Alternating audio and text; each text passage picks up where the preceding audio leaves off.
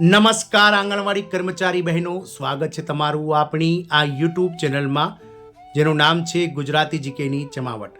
ગત 20 ઓગસ્ટ 2025ના રોજ Gujarat high court division bench દ્વારા ગુજરાત રાજ્યના મહિલા અને બાળ વિકાસ વિભાગના નેજા હેઠળ કામ કરતા આંગણવાડી કાર્યકર અને તેડાગર બહેનો બંને જે સંવર્ગો છે તેમના માનદ વેતનમાં જે હાલમાં માનદ વેતન મળી રહ્યું છે તેમાં 14,800 રૂપિયાનો વધારો કરવાનો ઐતિહાસિક ચુકાદો આપ્યો હતો.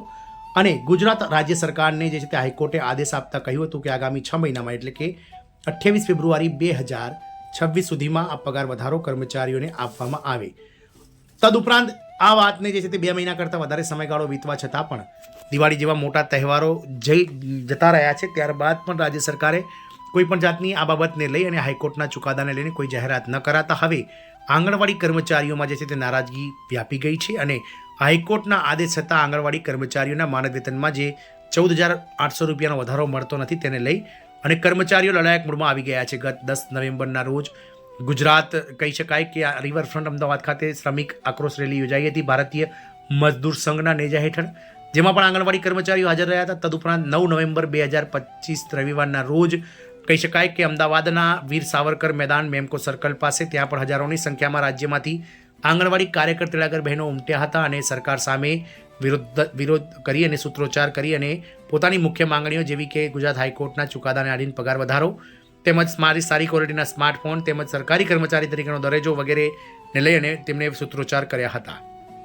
તો આજના વિડીયોમાં આપણે વિગતવાર જાણીશું કે કેન્દ્ર સરકાર અને રાજ્ય સરકાર સંકલન સાધી અને ક્યાં સુધીમાં પગાર વધારો જાહેર કરશે અને કોર્ટના આદેશ છતાં આંગણવાડી કર્મચારીઓ જે છે તે સરકાર દ્વારા કેવા એક્શન ન લેવાથી નારાજ છે તેને લઈ વિડીયોમાં વિગતવાર ચર્ચા કરીએ. તો વિડીયોના અંત સુધી બન્યા રહો.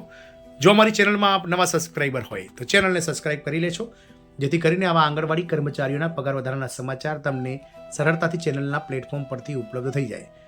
તો ગત 20 ઓગસ્ટ 2025ના રોજ ગુજરાત હાઈકોર્ટની ડિવિઝન બેન્ચ દ્વારા ચુકાદો અપાયો હતો, જેમાં કહી શકાય કે આંગણવાડી કર્મચારીઓના હાલના માનદ વેતનમાં 14,800 રૂપિયાનો વધારો કરવાનો ઐતિહાસિક ચુકાદો આપ્યો હતો. આ વધારો જે છે તે સરકારને આગામી 1 એપ્રિલ 2025થી લાગુ કરવાનો પણ આદેશ અપાયો છે. એટલે કે સરકાર ભલે ગમે ત્યારે આ વધારો જાહેર કરે, પરંતુ કર્મચારીઓને 1 એપ્રિલ 2025થી એરિયસ ચૂકવવાને લઈ અને હાઈકોર્ટે ચુકાદો આપી દીધો છે. એટલે કે હાલમાં જે આંગણવાડી કાર્યકરોને 10,000 રૂપિયા માનદ વેતન મળે છે તેમાં 14,800 રૂપિયાનો વધારો કરી અને 24,800 રૂપિયા નવું માનદ વેતન રાજ્ય સરકારને કરી આપવું પડશે.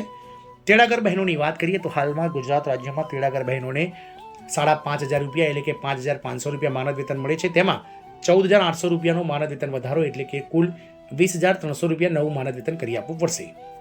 પરંતુ ગુજરાત હાઈકોર્ટ ડિવિઝન બેન્ચના આદેશ છતાં આંગણવાડી કર્મચારીઓના માનદ વેતનમાં 14,800 રૂપિયાનો વધારો ન મળવાથી કર્મચારીઓ નારાજ છે. તો આંગણવાડી કર્મચારીઓને હાલમાં મળતા માસિક વેતનમાં રૂપિયા 14,800નો વધારો કરવા આદેશ હાઈકોર્ટે કર્યો હોવાથી તેની અમલવારીની માંગણી સાથે આંગણવાડી કર્મચારીઓએ મહિલા અને બાળ વિકાસ મંત્રીના દ્વાર ખખડાવ્યા છે. આપ સૌને જણાવી દઈએ કે દિવાળી પહેલાં મંત્રીમંડળનું વિસ્તરણ થયું છે અને દિવાળી બાદ ગુજરાત રાજ્યના નવા મહિલા અને બાળ વિકાસ મંત્રી વડોદરાના સાંસદ મનીષા વકીલને બનાવવામાં આવ્યા છે.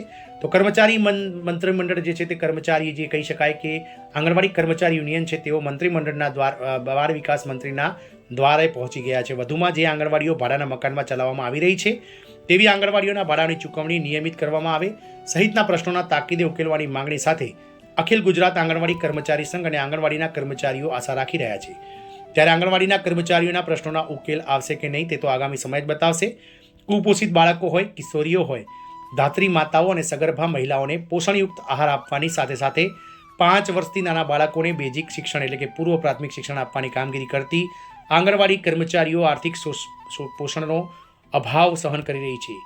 ત્યારે કોર્ટ દ્વારા આંગણવાડી કર્મચારીઓએ હાલમાં આપવામાં આવતા માસિક માનદ વેતનમાં 14,800નો વધારો કરવાનો ગુજરાત હાઈકોર્ટ ડિવિઝન બેન્ચે આદેશ કર્યો છે. તેમ છતાં તેની અમલવારી કરવામાં નહીં આવતા આંગણવાડીના કર્મચારીઓમાં નારાજગીનો સૂર ઉઠવા પામ્યો હોવાનું અખિલ ગુજરાત આંગણવાડી કર્મચારી સંઘના પ્રમુખ કિરણ કવિએ આક્ષેપ કર્યો છે.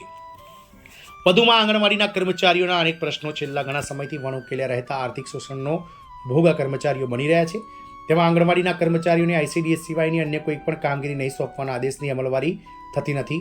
આંગણવાડીના કર્મચારીઓની 3 કેડરમાં ભરતી કરવામાં આવે, તેમાં તેડાગરમાંથી કાર્યકર અને કાર્યકરમાંથી મુખ્ય સેવિકામાં નિયુક્તિના વય મર્યાદા દૂર કરીને અગ્રિમતા આપવામાં આવે તો કામગીરીનું પ્રોત્સાહન મળ્યાનો કર્મચારીને અનુભવ થશે.